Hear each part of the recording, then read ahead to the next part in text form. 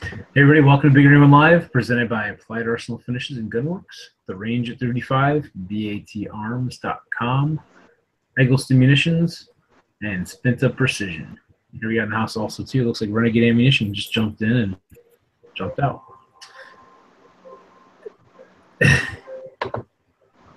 Wow, and then I got stuff playing in the background. Sorry about that, people. Anyhow, go ahead and introduce everybody here. We've got in the house for us tonight. You might be wondering, why is my camera on my reloading bench here? We've got Wayne from the Mighty Armory here with us. So welcome, Wayne. Thanks for joining us.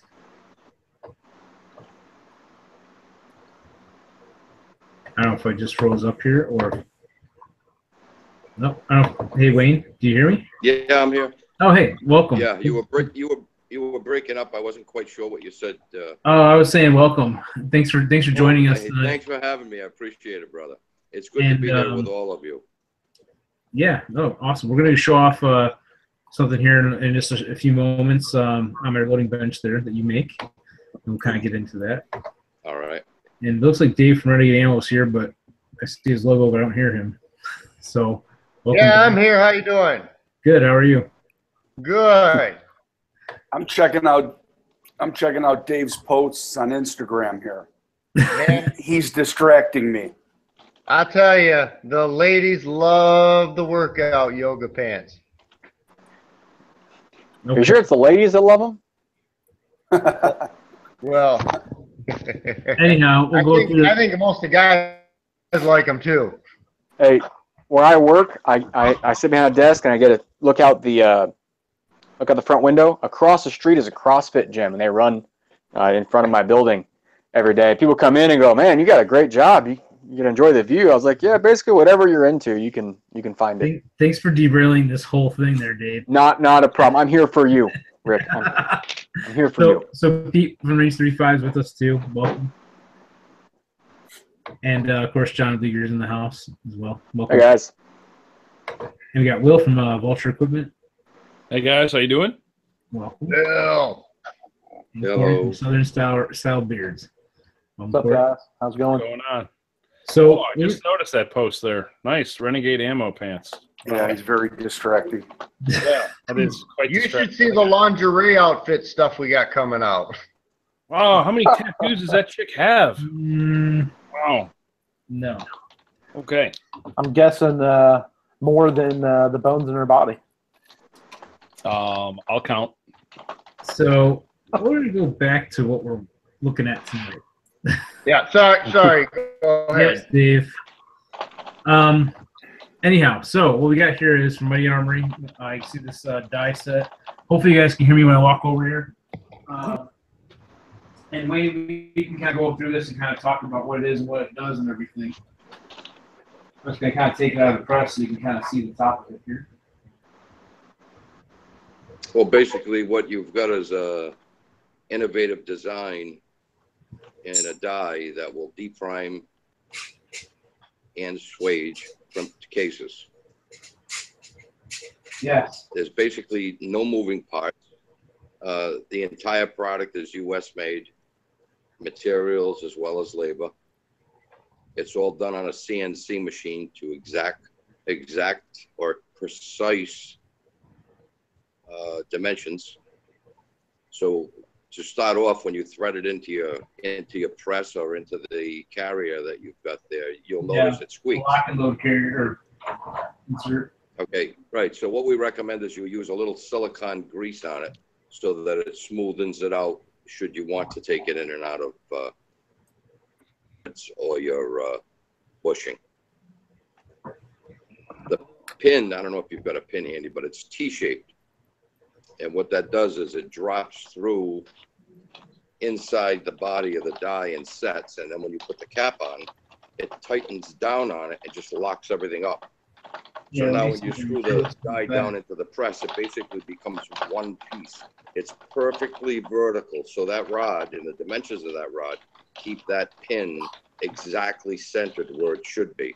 And the way we design the pin, it's tapered in such a way that it can't miss the flash hole. And it will push out any primer in any case that you have. It's near impossible to break. It's 4140 hardened steel, CNC cut, and then heat treated. So yeah, basically, we got some 300 black out here. Of course, one thing I like about this press is I don't have a really good way of catching the primers. Maybe just this press. I bought it used. Not to go off tangent, but on the front here, there's like a little slot. I think it might be supposed to be facing the rear, possibly. Yeah, what we did was we took all the measurements that we needed from 380 to 308. We did the mathematics and we figured out exactly how long the rod needed to be and the pin needed to be so that you wouldn't have to adjust anything to use the die. Yeah, so basically with the swager setup, you got a different T-pin that goes on the inside of this die where Yep. You can basically just take and unscrew the cap here. You can tell how these threads, I didn't put any oil on this one, unfortunately, but Hear it? they're very That's how fine. tight those threads are. Gotta put a little bit of There's no- freakiness on those there, when you dude. turn that die down and in, there's no wobble whatsoever. No, it isn't. So if you threads take are the cut die and you very try to move nice. it left to right, you're not going to move it. It's going to stay straight. Alignment in a die is absolutely the most important thing you could have. That's why a lot of guys who, when they resize and they find themselves with a stuck case, they start to blame the lube and they buy 10 different lubes and they still get the stuck case. Well, what's happening is the thread tolerances on both sides are off 10 thousandths and they're still within spec, like a nut and bolt. So when you put that into it, then when you turn that down into a die and you nut it, it's gonna cant that die. That die is gonna move a little one way or the other. There's your stuck case.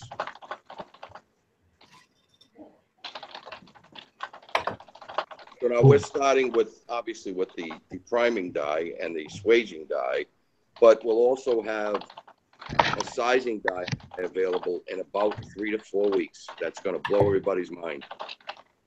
Nothing like anything you've ever seen before. Right. The resizing die is something that interests me quite a bit because I've had issues with a lot of stuck cases, regardless of what kind of lubricant I've used on Right. 223 cases. Right. Well, I'll So I'm tell you, interested- it's not the steel from the die. It's the way the die is made. What we're used to is a 60 or 70-year-old die design. Okay, and they're stamped now. They're not machined like they were many years ago. They're actually stamped out, and then the areas that need threads go through a tap and die process to create those threads, and then they get shipped out with the necessary components. Our dies aren't going to be anything like that at all, not one bit, and they'll always be made in the United States of America. Awesome. Very cool. So as we were showing, sorry about the screen bouncing around there. To set it up for as a swaging die, you don't have to remove this out of your press.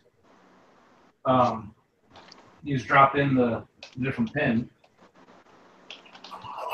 Yeah, if you remove the cap, just pull one rod out, drop the other one in, put the cap back on, add the swage nipple to your ram, put the cup over the top, and you're ready for swaging. You got 2 different sizes as well. Large and small primers, basically. Small or large, yes, either way, yeah. They'll take the crimp out, no problem at all. Just pops into place. And then explain this cap again too. This is basically just to kind of keep. Yeah, we make sort of we make 5 different cups, and they're all configured in a different way to accommodate just about every press on the market. So if you've got a Lee, and it's the Challenger model, which is a steel frame model, there's a cup for it. Extract the cup. If you've got the more inexpensive aluminum press, which they call a Challenger, we've got the cup for it. If you've got a Lee Classic Torrent press, we've got the cup for it. And then we have what's called the Universal, which will sit on an RCBS. It will sit on a Lyman turret press. Mm-hmm. They're out there with a ram diameter of 3/4 inch all the way out to 1 1/8. And they're all notched in such a way that they fit the rams perfectly. So, you know, they're not falling off the ram when you're putting pressure on the nipple to get it out of the case. Right. So, I mean, obviously, what I've got here for Brad. If you go to the website, you can. There's a good video on the website, and there's also photographs that you can zoom in on that show exactly what I'm talking about. Yeah, even better than the webcam view here. Definitely. Yeah, it's simple. It's www.mightyarmory.com. So yeah, I do like how quickly you can change it. You don't have to mess with pulling this out of your setup. You got to put. You really need some silicone grease on those threads, otherwise they'll drive you up a wall. I know. I was looking. I don't have any actual silicone right now. They are tight. Let me tell you, silicone grease. And they're not tight like you can't turn them like they're you know not sized properly. They're just so like there's no wobble in the threads. They're perfect. That's exactly what they. By fingertips. CNC cut right to my specs. It is very impressive. Everything is perfectly aligned. Can't miss. So this one probably doesn't really need to be swayed, but it's easy to use. There's really no moving parts. Yeah. It can't go wrong. We offer a limited lifetime warranty on it. Bend the pin, you did something wrong. Doesn't mean we won't help you out, but it means you did something wrong because they're near impossible to break. Mm-hmm. Nice cigar. Yeah. I'm thinking that this one might not have even been totally perfect. This one's dirty anyway. Yeah. Well, that wasn't crimp though, was it? It was at one time, I think, and then I probably cut the crimp on it because I can see where it looks like you might have improved it. I think it did. It was a little stiff to pop off. You might have reuniformed the entire pocket by doing that. So now, when you put that one aside, and when you prime it, you'll notice a difference from one that you maybe had previously reamed. That's what I'm thinking, because I was kind of like, oh wow, you could tell that it didn't just pop right off of the swager. I just wiggled it a little bit, and it came off.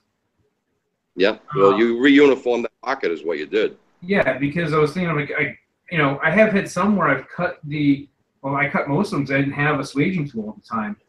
And when I go to put my primers in, some of them would be kind of still a little stiff to pop into place. They weren't nice and smooth. We get that nice smooth resistance where you feel it just slide in. You know, anything that's mass produced, including cases, aren't always perfect.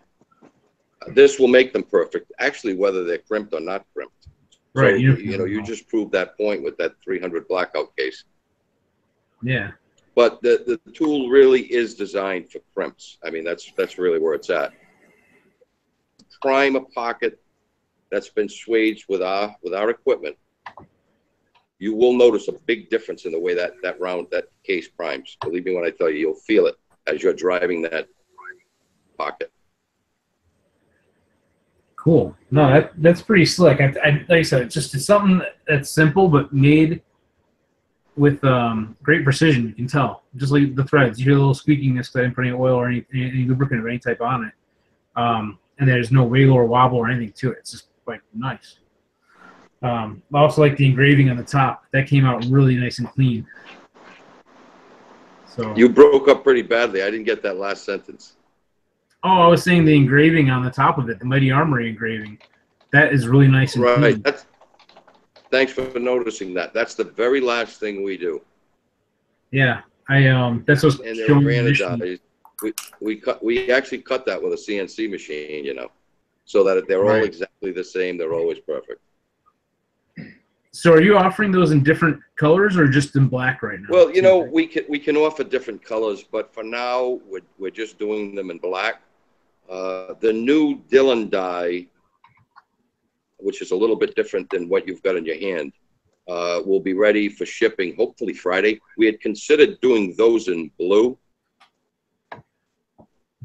Until I get my volume up with those to at least 100 a month, I'm going to do them in black. Right. Out controlling costs at this point. Because when you anodize, your setup time is more costly than the actual anodizing of the product. Okay. Renegade, question. Did we talk a week ago? Yeah, we So- did. We talked a couple weeks ago, actually, and You sent me that attachment, but you never followed up with the other information. oh, did I never get it? Did it not go through? I didn't get it, man. I'll have to resend it. Drop me an email. Let me see if I can drop you an I'll email. reply to your email. You can send me the rest of what we had talked about. Yeah, let me see if I can find it. I've been swamped. We actually shut the shop down for the next 6 weeks. We're remodeling right now. Okay. Over in the text comment box, shoot me your email again so I can pull it up real quick.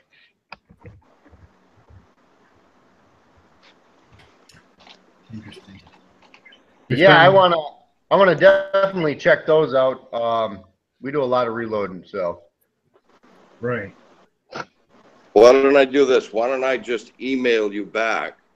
I'll do a reply, and then you can send me what I'm looking for, or what I'm waiting for. Yeah, that would be awesome. I appreciate it. I apologize for not getting back to you sooner. That's all right. You've been busy. It's okay. No worries. So, I'm Wayne, just how glad do we you- hooked up again tonight, so we can maybe get something going. Yeah, I'm on here usually every Tuesday night with Rick and the guys. Yep. Okay, So, Wayne, sounds how good. did you get into this again with designing these dies? You really want to know? Yes. I've done a few designs and manufactured a few things over the years. And last fall, I bought an RCBS swaging kit. They call it the Combo 2. Mm-hmm. And the cup was so small, it wouldn't fit my ram. My ram diameter was wider than the cup. Oh, wow. So we machined the cup that would work on a lathe. And it worked fantastic. And then my thinking started, how can I make this even better? And 6 months later, 7 months, here we are. Cool.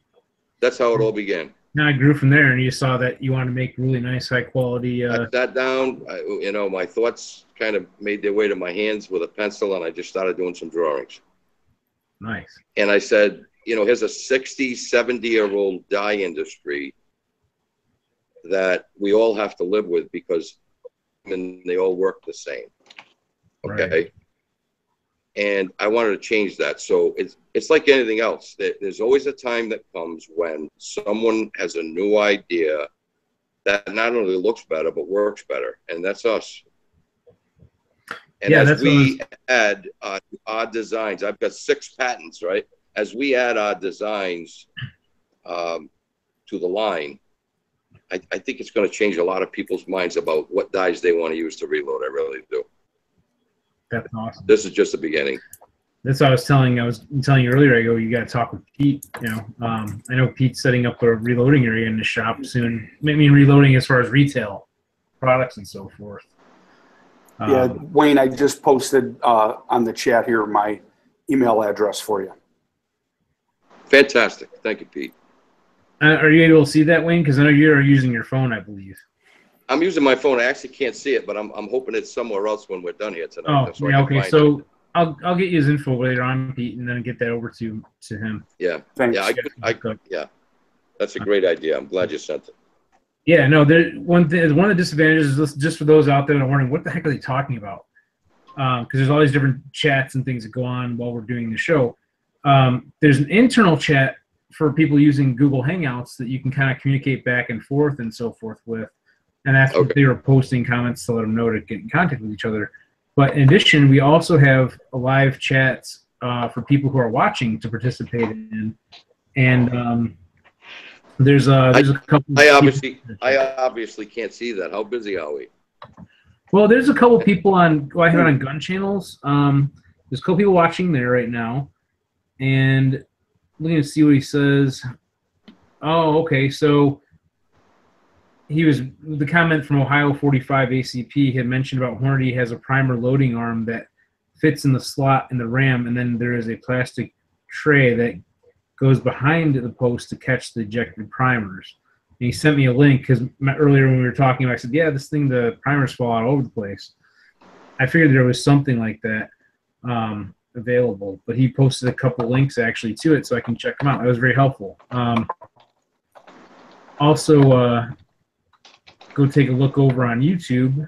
We have a few people chatting out there. We've got Tactical Edge. Bobby's out there chatting. What's going on? And also, of course, some of us from in here were on there as well. And then also there's Sean Callahan. I'm going to mess up his name. I'm just going to say Sean. Out there also. He was looking at the beginning of the intro of the video, I think, and like, what the heck are we looking at, basically, with the reloading bench, you know? This is typically not how we start out the show, but I figured it'd be a perfect way to kind of get into this and then kind of get off tangent for a minute there. So anyhow, we have some people watching tonight, and of course the other benefit of using Google Hangouts and whatnot and YouTube is that it stays recorded. So once we're done, it gets automatically posted up to YouTube so people can watch it and listen to it in the future. And we're also looking at doing a podcast version, just taking the audio off of it and posting it up somewhere as well, maybe down the road, which, like tonight, we're on episode 99, so next week is our 100th episode, believe it or not. I'm just having this once a week gun chat, basically, and it's just been a lot of fun so far. So that's kind of what we got going on, and so forth. And we'll, I'm going to get off a little bit onto some more other gun topics as well. A couple things I wanted to mention. Speaking of doing the show and everything for 100th episode, I want to give a kind of a shout out to Aries Tactical. Matt over there is a really awesome guy to work with. When I first started doing the YouTube channel, he was one of the first companies that stepped up and offered to donate something for a giveaway to help, kind of do a cross promotion type deal. And I thought that was really awesome of him. And in fact, we've continued on doing different things together through different times and whatnot. And I've got, like, example, my competition holster that I bought from Aries Tactical right here. I always show it off because maybe not so good on this camera because in the dark, but love this holster a lot. It is my favorite for my 226.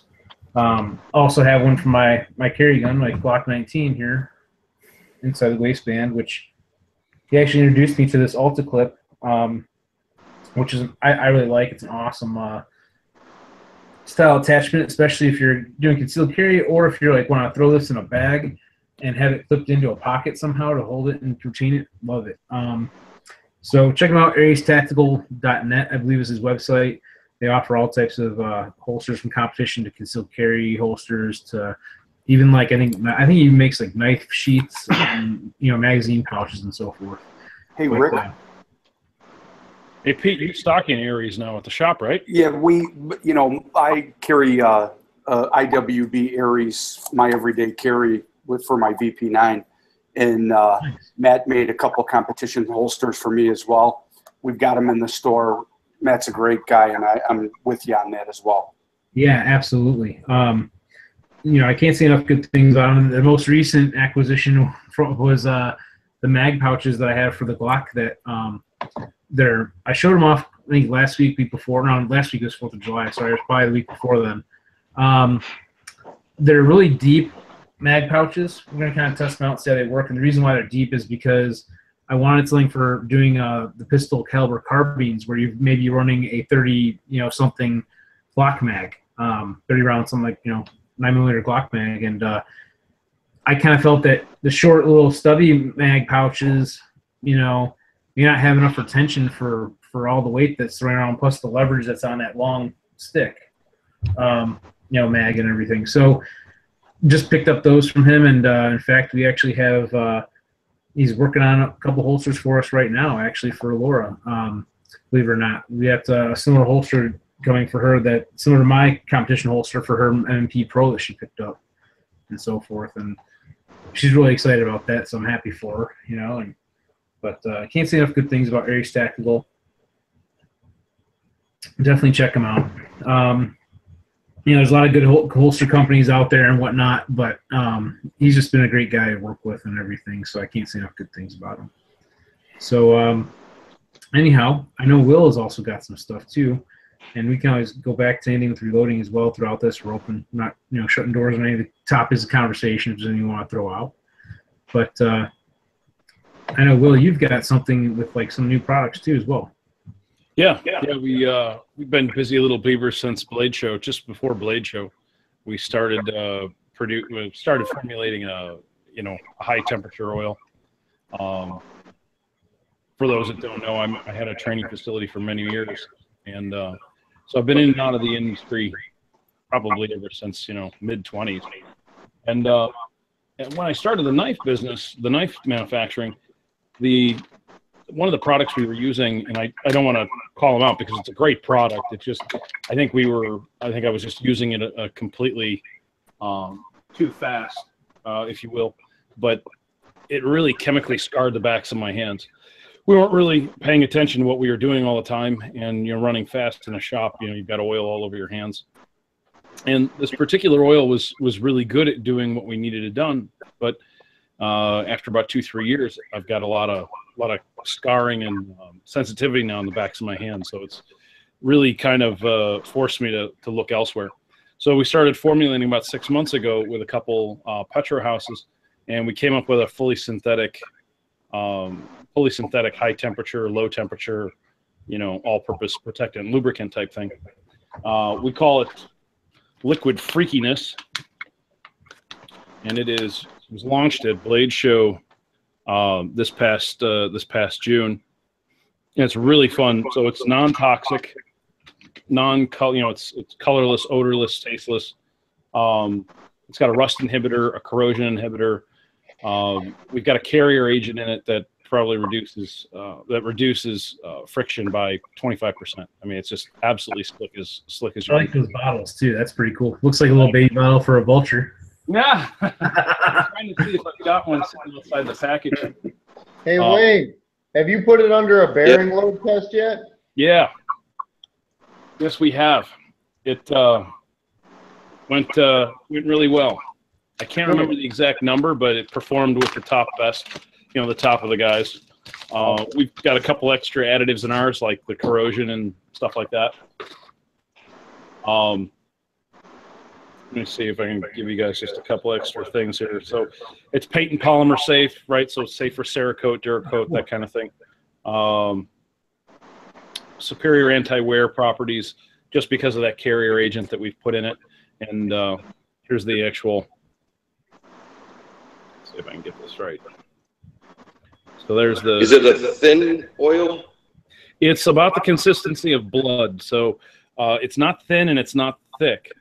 Okay, so it definitely stays where you put it, but it'll also crawl a little bit. When we launched this at Blade Show, you guys have heard of Microtech knives? Well, yep. Tony back when I was a blade freak, Microtech was one of those when I found money lying on the ground kind of things. So Tony's kid, TJ, started his own company called Hairtech. And every year our booths are right next to each other, and we have a blast. And he's like, "Oh, I don't know, it looks too thick." And I'm like, "Come on!" And he put a drop in his one of his new stilettos, and he's like, "Oh, wow, that's fast." And then we gave it to a couple other guys here who picked it up as well. They put it on like Chris Reeve knives, which weren't really, they've buffed all the bearings and the seats and everything like that. These are all professional knife makers. So when they get a pocket knife doesn't live up to their expectations, they take it apart and rework it. And right there in the middle of the aisle, one of the guys takes it and puts a drop in there, and it was just like, boom. So the knife before wouldn't open this way, so as you're holding the knife and you try and hit it, the blade comes up this way, it wouldn't open. It would always hang at that like 7 o'clock or 8 o'clock, and it really pissed him off. So he put a drop of this in there, and he was like, "I don't know, man." Boom. Dropped it in there, and it works like crazy. I've run it for probably over 1,000 rounds right now in one AR. It took 4 drops of oil. Doesn't gum up. We're talking about it stays liquid down to -65, so it won't freeze all the way down to -65, and it stays liquid, or it actually stays in place. 500 over 500. No loss of viscosity. 540 degrees. So that's where it starts to then start to boil off.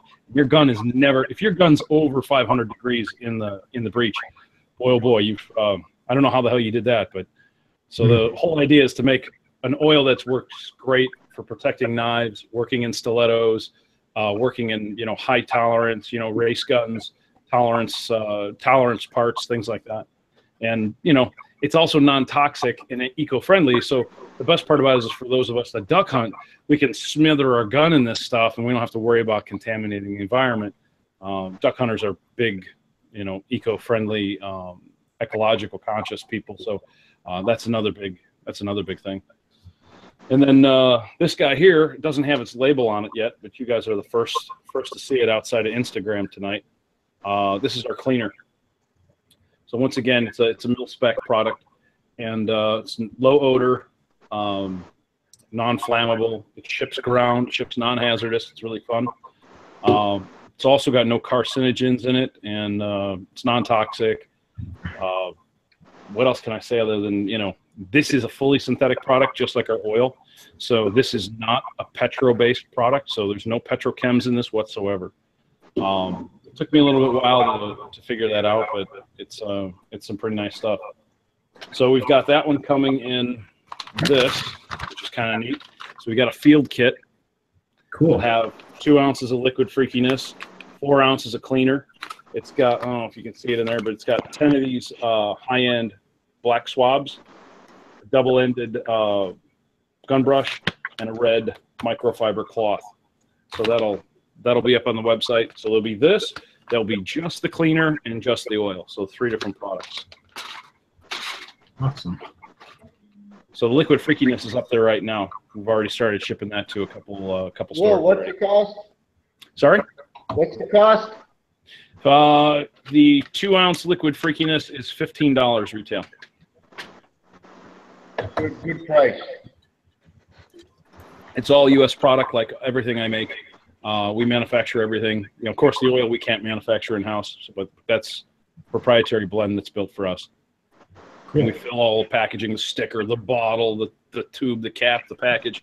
Everything's all U.S. again. So, sticking with the Vulture motto of "Build it right, build it American."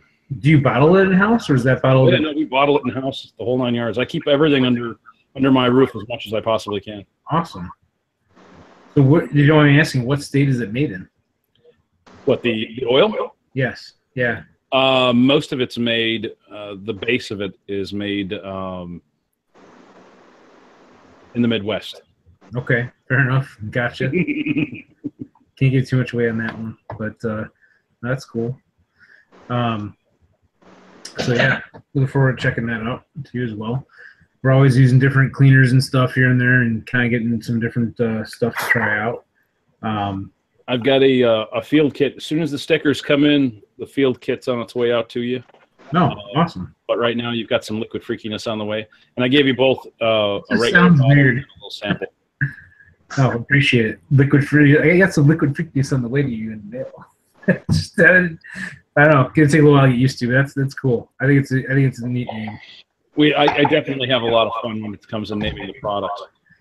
Yeah, no, I was listening in that video that you did with Altenda about the how you came up with like the cholera and stuff and all that. Yeah. That was kind of interesting. I don't know if you want to share that a little bit too, because I know that's basically your flagship knife. Yeah, the cholera actually was named all the Night Cool offerings. They're named after something a term having to do with the entomology of the species. So what's neat is that vultures, one of their main purposes is to keep down disease from spreading to man. One of those major diseases is cholera, believe it or not. And in third world countries, you see this popping up again, this disease popping up again, because everyone's killing off the vultures. They don't want them. They're hunting them for voodoo. They're killing them for bones. They're just getting rid of them. Like in India, they're like, oh no, these are ugly animals. We've got to get rid of them. And now everyone's getting cholera again from the rotting, carrion. So it's a lot of fun. So that's one of them. And then Talon, of course, looks more like the blade profile looks more like a talon on the claw of the vulture and that. We got a couple others that are coming out, like the. Oh, let's see what's the next one coming. Hopefully by fall time, by holiday season, we'll have the 2 fixed blade karambits. So one is a knife-based karambit, and then the other one is a traditional karambit. So it's one's more of a neck knife and regular style knife with a karambit loop for the pinky or forefinger, and the other one's more of a 90-degree fighting karambit based on the Sayak Ali 309 template. So it's a lot of fun. Hey, not to cut you short for a second. I know John's got to take off here shortly, so I want to tell him. Oh, you know what? You're muted, by the way. I apologize. I think you're muted because I couldn't hear you.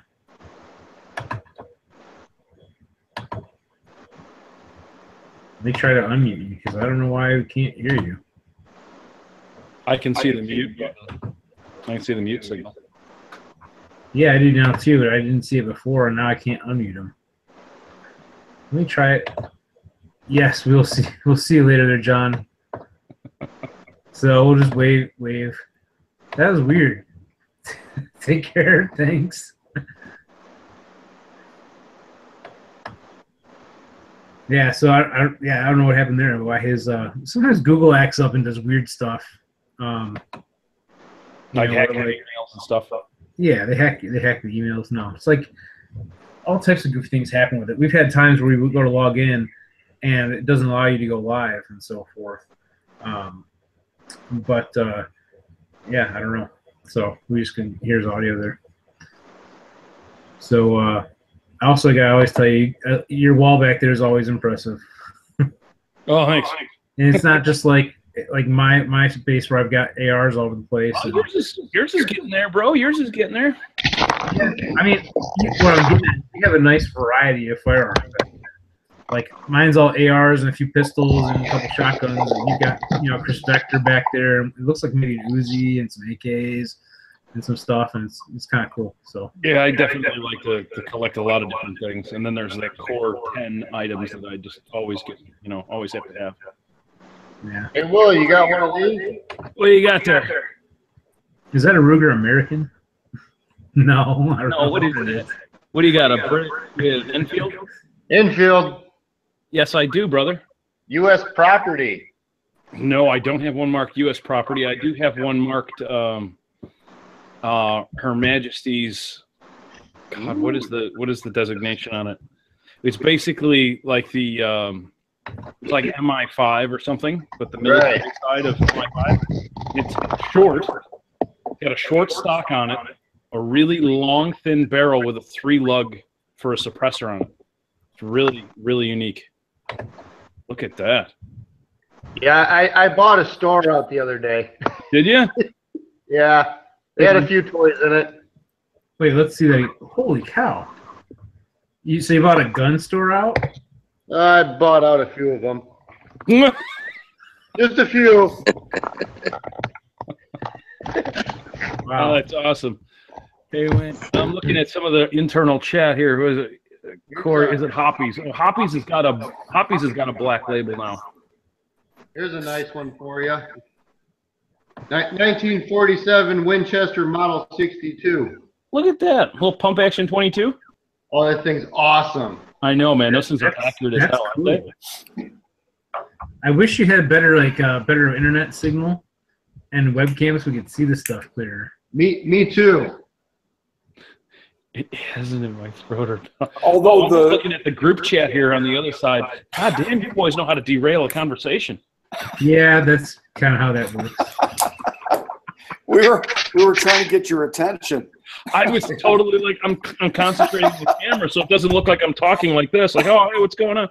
All right. I got one more nice little, well, I got two more nice little gems here. Here's a Winchester Model 12. Nice. Dave, it's cool. It's cool the way you come out of the shadows, man, with the gun. Yeah, right? It is. Like the interrogation lamp is behind it. Exactly what I thought of when I saw mine. Like, you can't see his face. It's blurred Right, out. exactly.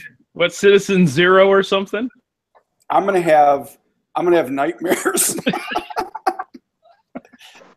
Oh man. So I'll share with you. Speaking of guns and stuff, Itching rifle. Damn right, Sean. kind of a funny story. So in our bedroom, we got this spot that's open because we kind of just moved here recently and stuff. We got a new dresser. We're setting up in the bedroom. I started putting some of my guns against the wall in that corner, like on that side of the bedroom. I started out with 3, then I had another one, and I had another one. Like one day, Laura's like, "Did you just add another rifle to the wall there?" I'm like, "Yeah." So and put another one there, and just it's kind of a joke, kind of like blocking her spot where she's gonna put her dresser that she bought. Like a dog who's pissing in the corner. What? I said it's your like territory. a dog. You're pissing in the corner. You're marking your turf. Oh, yeah, exactly. No, I was just having You're over fun there there, tripping but- a little bit of Hoppy's number 9 in the corner over there. No, man, I tell you what, Hoppies though, obviously it's kind of been like one of those things that most every gun owner who's done, who started out in this thing probably has tried it at some point. It's a classic. It is. It's a classic. Yeah, it works really. It's so Works obnoxious. really well, but you know what? For the years and years and years, it's kind of like the old shooters. They all come around and they're deaf as a stump. And they're like, what?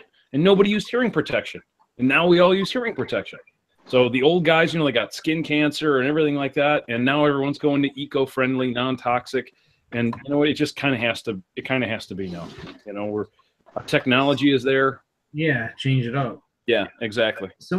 Ohio 45 ACP asked which model model fits the Armory single stage press? That was a question I think for Wayne. As far as which model of your tool fits the one for Armory press. But isn't it labeled on the website, I believe? Hold on a second. Sure. Okay, I'm back. That's the universal. The universal one fits it. Yeah, the universal will fit that quantity press. Okay. And he said, are you using the universal die set in the Horny press? Okay, so that's what he was asking. I got you. Yes. So the answer to is 2 questions, which are kind of one question, actually. And he also said looking good for a 22 pump action right now. Or looking for a good 22 pump action. We saw yours there, Dave.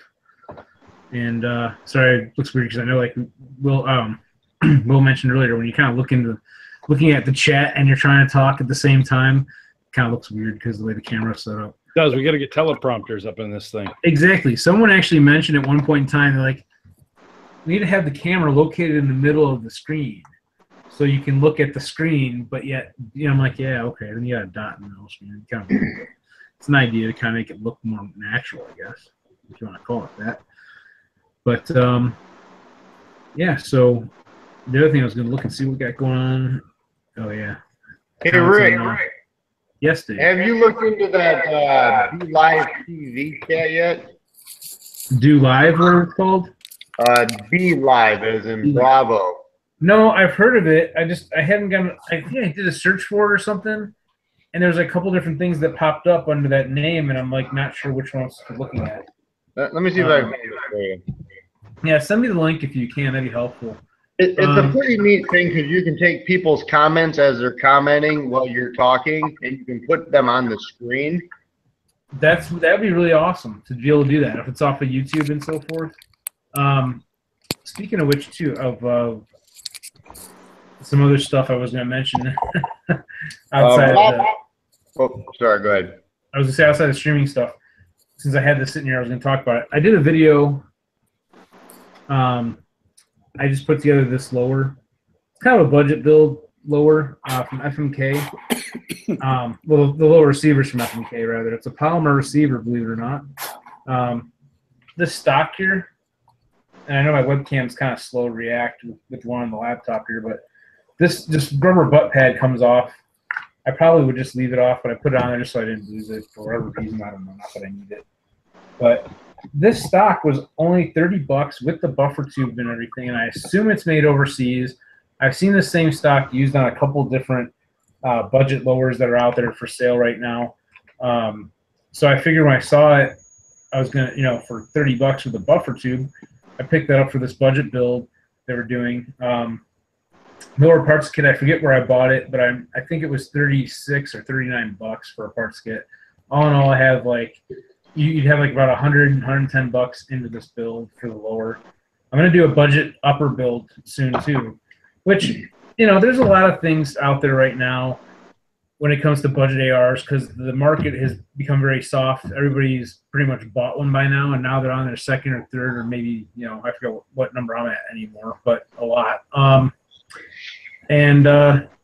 So, you know, there's a lot of things out there for low cost, but, you know, realistically now, it wasn't all that long ago you'd see a low cost AR for like $600, I think, roughly, just to throw a number out, roughly. You know, we're looking now, you're starting to see budget ARs, you know, where you can be had at the $400 and just under dollar price range. But again, you got to remember what you're getting too. So I'm not saying, hey, that's an awesome deal, go out and buy it. There's also quality you got to consider as well with the price range. But I just wanted to build a cheap AR and just have fun doing it and kind of make a video out of it. So I just started with this one, and I had some miscellaneous other parts that I picked up that were really cheap. When I say cheap, some are kind of cheap quality, and some are also low cost. We'll kind of get into that when I do the upper video, which I'm waiting on a couple parts for to finish that one out. But yeah, this polymer lower, you know, we talked about threads like on Wayne's die set there. And of course, this is polymer, but the machining on this I assume they're machined into it. Looks like it to me. You mean it's a polymer lower? It's polymer lower, yeah. Polymer lower, plastic threads. You know, I've seen plastic. I don't want to get into the brands I've seen them on, but one of my first lowers I bought that was polymer had no metal inserts in it. Basically, the threads were kind of loose fitting on any buffer tube I put in there. This one fit just nice. There wasn't much wobble to it or anything like that in the threads. I was fairly impressed with the machining on the threads, both on the low-cost buffer tube that came with the stock that I picked up from Armory. Like I said, $30 shipped for the whole thing. Buffer weight, you know, spring, tube, stock, and also the threads on a polymer receiver like this. And you know, this material that this one's made out of, some of them you kind of grab them and you kind of feel like they're, you know, lightweight. They have more like almost like a fiberglass type of mix in it or something, more of a fibrous material. This feels almost like a polymer / like a nylon, where you can kind of squeeze it. It's it's real rigid, but yet it has a little bit of flex and just feels like a real tough material. So I'm kind of impressed with it so far, you know, for being polymer. I can't wait to kind of get out and actually do some testing with it and shoot it. And I'm gonna build this as just a regular 5.56/223 rifle. So it's not going to be like a 22 like I did with one of them. In fact, my first polymer lower receiver, I started out as a 223, and then I ended up just making it into a 22, just because I wanted something for a 22 that was set up as an AR. Yeah, that's something I'm working on. There's a video on the assembly of it, and I did it with like almost no tools. I did it with like, well, I shouldn't say it that way, but I didn't use a vice block assembling it so far. I used a punch set and a hammer and maybe a screwdriver to put it all together. That's about it. Just to kind of show somebody how simple it can be to put one of these together and on a budget. So something we we're kind of playing around with and testing out. I was kind of so far impressed with the quality of the lower for being polymer. You know, everyone always knocks polymer or whatnot. And I've seen some videos with this one where, you know, I want to say that it's probably a little less forgiving than aluminum, but, you know, that also depends on what you're doing with it, I guess. Someone built a AR pistol with one of these, and they kept backing out the buffer tube to a certain point for some reason to make something fit right. And I'm like, I don't really understand what the heck they were doing, but the buffer weight or the bolt carrier or something contacted the top of it and damaged it. And they're like, oh yeah, if it was aluminum, it wouldn't have been damaged and it would have survived. And I don't feel safe shooting it now. Well, it was user error, really, is what it came down to. Would I say that you'd use a polymer for like a battle rifle? Maybe not. But if you're using it for something you want to build for competition or range use, it might work out okay, you know? In fact, our friend Ryan Wiggins runs a polymer lower receiver now. The one he uses is a different company, and they use metal inserts on a lot of the things. But you're seeing it become more of a, don't want to say trend, just something that's more almost mainstream, more common, I guess, in a sense. But anyway, kind of beat it like a dead horse already at this point. But something we're just kind of putting together and working on. Just wanted to share that with everybody. How'd that 22 build turn out for you? Nice, and I'll tell you what it is. Basically, well, I don't want to get into the brand because I don't want to do any comparisons, but I ended up building it with just like a really inexpensive, cheap Chinese handguard, similar to like the one I just did a video on that I said was junk because the barrel on it was all messed up. I ended up using that on it. I picked up I used DPMS stock for it, and I think I don't know what lower parts could I even use in it anymore because I built it a long time ago, but it runs nice. Believe it or not, it doesn't have a lot of issues with functionality for a 22. It's using a CMMG bolt or bolt carrier group. I'm not sure how you word it because it's 22 style bolt. CMMG mag. So I even have I think it's like Black Dog or something like that. I forget what the name of the company is. It makes a 50-round drum. I bought one of those just for fun a while back, and I went with originally the kit that I had bought from CMMG was a drop-in style kit that would work with like a 223 barrel, and I ended up wanting to get just a dedicated build and picked up a barrel from TACCOM that he had, Tim from TACCOM had, and it basically you change out the extension that goes inside of the chamber on the 223 kit, and you put a different like adapter on the front of it that kind of slips over the barrel on the 22 style barrel, and it just kind of works together that way. It's kind of hard to explain, but very easy, simple build. I happen to have a DPMS slick side upper that I bought that doesn't fit real well with the aluminum uppers or aluminum lower receivers, but it seemed to fit with this polymer one nice and snug, and it's worked great. So for the 22 build, which doesn't have a forward assist anyway, I figured it'd be a perfect option. So one day I should probably just do a little video. I don't think I have actually yet. In fact, you know what? I probably should just dig it out while we're doing this before we wrap things up, just to show it. Let me switch my camera view and I'll dig it out here.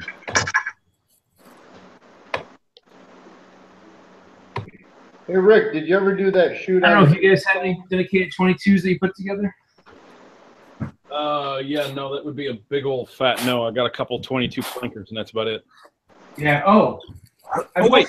No. I'm also working on something. As I'm always working on something.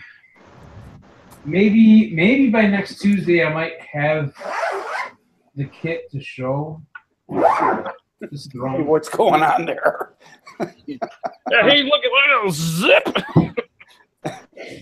Was that real loud? Well, at least he's off camera. My God, it's Moby Dick.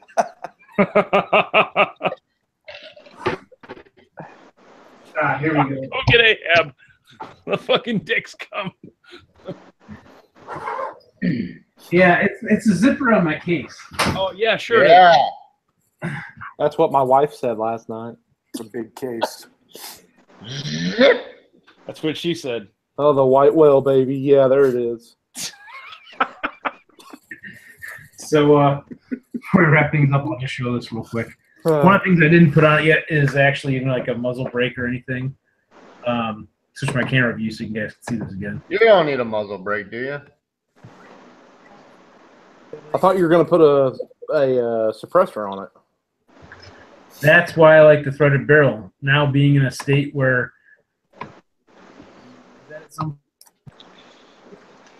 the camera quality on this camera is not the greatest, but I also got a thing on the front. But just, yeah, it has a thread protector on it. Cheap Chinese quad rail. DPMS stock, Magpul grip. DPMS. I so could have sworn that barrel was chrome the last time I saw it. Chrome? Yeah. This one? I don't know. Do you have two 22s you're working on? This one right here. Oh, you're talking about the actual. This is an AR-10 AR-22 Okay. build. But you're thinking of the the expensive squirrel shooter. Yeah, that's the one I was talking about. Yeah, there won't be aluminum. I don't even know where the heck I had that right now. Yeah, because you weren't done with it yet. So. Oh, I finished that. You know what? Let me just take a quick peek out. I'll see if it's right over here. Oh, great. He's got 2 of them. He's pulling out. Okay, Corey, just for you, I gotta show this to you. There he goes again. I like This is just for you, Zip. Okay. So apparently you didn't get to see this yet. There's a video of the assembly of it. So this is I put my Bushnell just for testing purposes. This thing is really light. I got to get something to, I got to get a scale to weigh it. But it's a Tactile Solutions aluminum barrel. So it's got a steel lining, and it is threaded, this one too. So it has a little, cap at the end here. Can you interchange barrels? Say that again? Can you interchange barrels? Like, can you swap your barrel on your 22 AR for that? No. The reason why is this is basically a 1022 receiver. Okay. Check out the video of the assembly on it, and you kind of will see there's like a V block that sits down inside, and it has 2 bolts that kind of come in like straight into the receiver. 2 Allen head bolts, and it kind of bolts into it like it's almost like a pressed fit, so to speak. As with the AR, I don't know if you've seen how that comes apart on the AR or not, but the barrel nut thread, like you put the barrel into the upper receiver, and then the barrel nut like threads around it and kind of like clamps it in. Or this has like a block that bolts in, so it's a little different. But yeah, I don't know if anybody makes an aluminum version of this for it. What's that? Oh, God. Side chat's gone south, Rick. Am I still using the MRO? Oh yeah, I have that actually on the 9mm right now. I was working on videoing that and everything too. So How do you like your MRO? well, it's not mine. It's Trigicon's, and I have to go back to Dave to get back to Trigicon, but I do like it quite a bit. Pete was supposed to set me up with one, but he dropped the ball on that a couple times. Who is that? Got to come in the store. Oh, Pete was going to set you up with one? Got to come in and check out the Vulture Equipment Works display. So I've been trying to do it over the last 3 weeks. It's driving me nuts. Every time I go out the door, something happens. We can send you the MRO if you want to do a short video segment on it. Sure. I can always forward it to you when I'm done with it. If you want to test it out. He's thinking and pondering that. That was going to be the site that I was going to put on my new what is that thing? My new 308 AR-10. Your POF?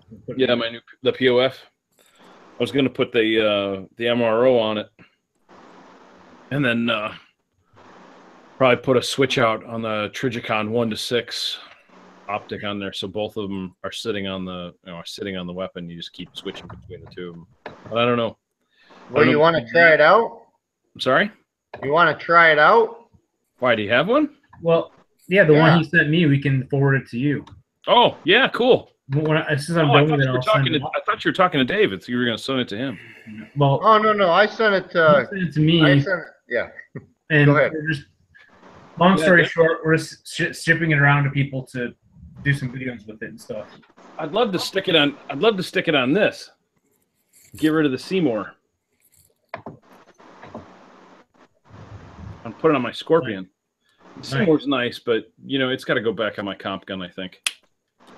I was mentioning about the 22s, and Corey might like this. You're gonna have to see what we might have. Hopefully by next Tuesday we'll have the kit. I know I've talked about it a lot. We got 2 Ruger 1022s sitting in the cabinet behind me there. I got a new 22. Yeah. What the heck is that? Oh. You got a freaking Luger. An Irma.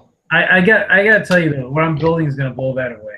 I got the box for it That's cool. too. What did you get? You got a box with that thing? An Irma. Box? Wow.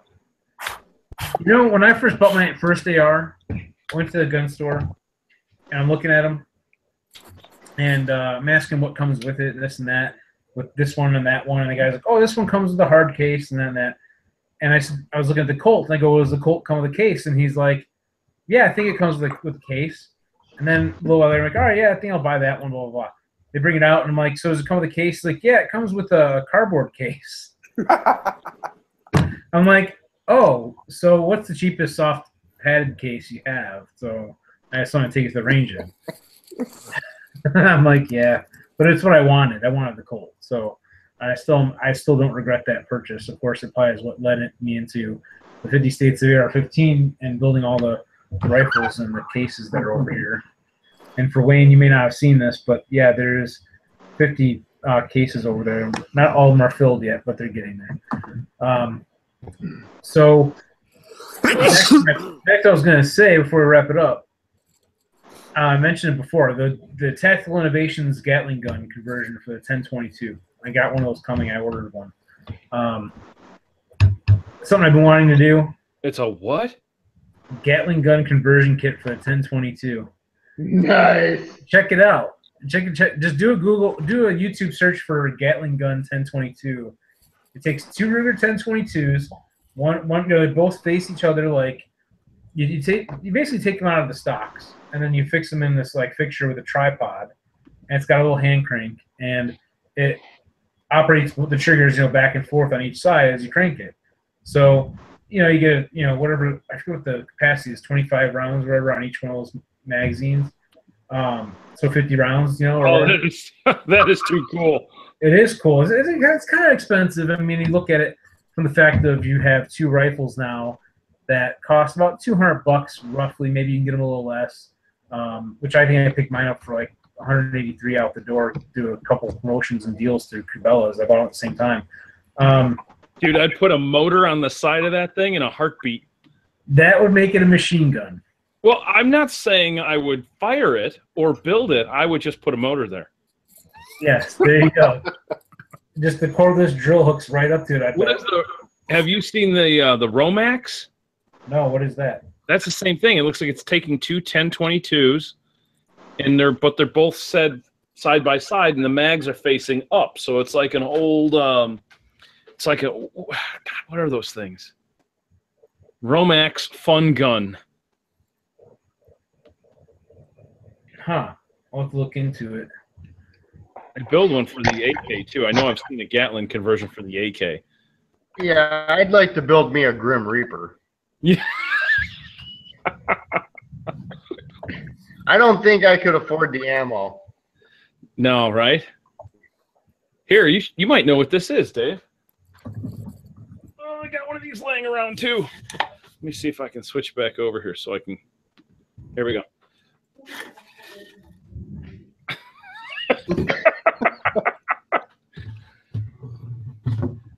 That's a bullet.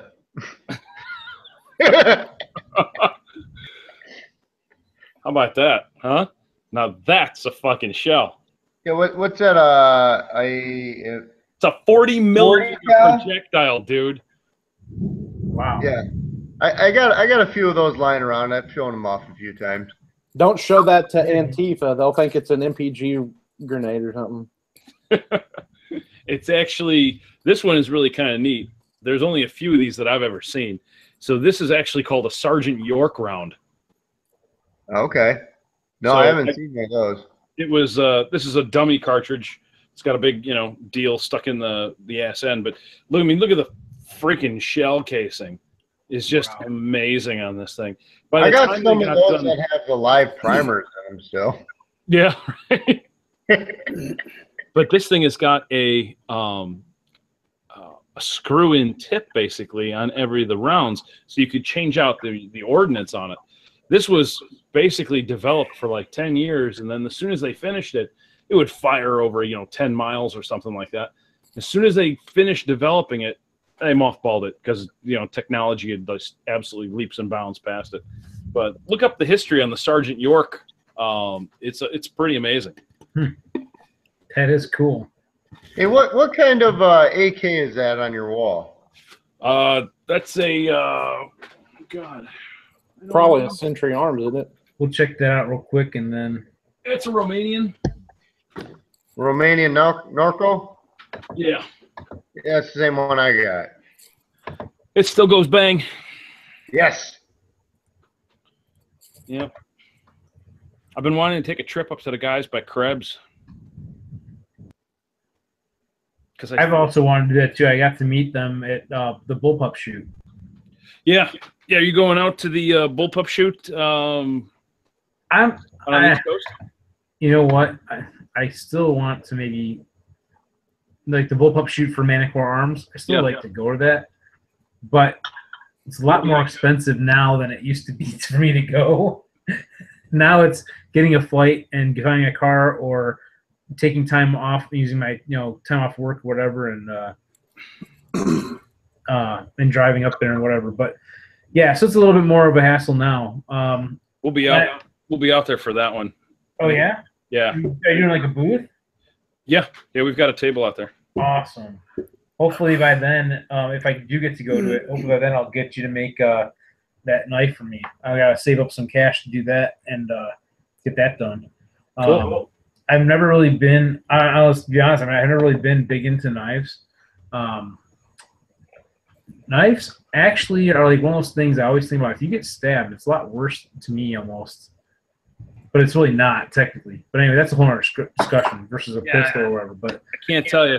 Someone says, you'd rather be shot or stabbed. I'm like, yeah, neither. Yeah, exactly. It's like one of those cringe things. Wow. Anyway, that's a whole other topic for another night. I know we got to wrap things up because we're a little bit over on our time here for tonight. And let's do that real quick. I know we lost Wayne. He was having connection issues with it. He was having a hard time hearing us and everything he said. But we'll get him back on. I'm glad he was able to come out with us. I think he's got a really cool tool for reloading and whatnot. I definitely like the quality of it. I can't say that enough. It's nice. And also thank you again, guys, for being on with us. Corey, thanks for being on. Awesome. And, appreciate it. Yeah, always enjoy having you. And Will, thank you again too, and all that. Well, thanks for having me. And I look forward to checking out the liquid freakiness that's coming in the mail. So you'll be able to get you'll be able to officially get your freak on. Okay. I'm waiting for that. That'll make the missus happy. Yeah, I wouldn't advise using it for that. It might be a little, while it is non-irritating. What are you doing? I don't know. Anyway, I wouldn't use it for lubing up. I wouldn't lube it for the on the rubber. Although it is nitrile safe, and I don't know if you're using nitrile condoms or not, but it is nitrile and elastomer safe. Where the hell did this conversation go to? That's what I'm saying. Going back into saran wrap. I apologize to everybody out there. I'll tell you, it wasn't the worst one we've had. When we tried to do the show with some junior shooters about a year ago, maybe, or wherever it was. And our friends from MGS Firearms on, and that got totally derailed. But you know what? That makes it fun. I mean, we could sit here and jaw jack about this and that and primers and, followers and all the crap. And then you bust out into some, some realness, and everyone kind of, they like it. They laugh about it. Yeah. I mean, who doesn't want to use a snack? We should do that on the next show. The 100th episode is just the bomb episode of nothing but realness. There you go. Just nasty jokes and crap and pigs on each other. So, anyway, again, Pete, thanks for joining us tonight. As always. I know you got the two-gun run coming up October 7th. Yeah, real quick. We are now going to be sponsoring Jay Carrillo. He and I spoke today. Awesome. So we're excited about that. And you'll see our Range 355 flash on his jersey here in the near future. We've got in Indiana, as we know, Northwest Indiana, we've got Crazy Kaplan's. Stay tuned for Crazy Pete's flash sale this weekend. It's going to be worth a visit to the range at 355. 22nd, we've got Smith & Wesson Days. October 2nd or October 7th, next two-gun run, and guaranteed we're going to blow the last one out. So is there going to be liquid freakiness at the two-gun run? There's going to be solid freakiness at the two-gun run and liquid freakiness. So make your travel plans. There's going to be so much lube. Everybody's going to be slipping everywhere. Yeah. Yep. I'll bring the liquid freakiness girls, the spokes girls. They come in and they dump all over themselves. And they're like, oh, I'm so freaky. They won't even be able to hit the bringing the renegade girls too. Let's do it. All right, Dave, you bring the renegade girls. I'll bring the liquid freakiness. We'll make a scene. I got to redesign the spandex. Anyway. Okay. We're going to take the back half out. Yes. I'm going to shut this down. Thank you, everybody, for watching. Until next time, as always, go out and have some fun shooting.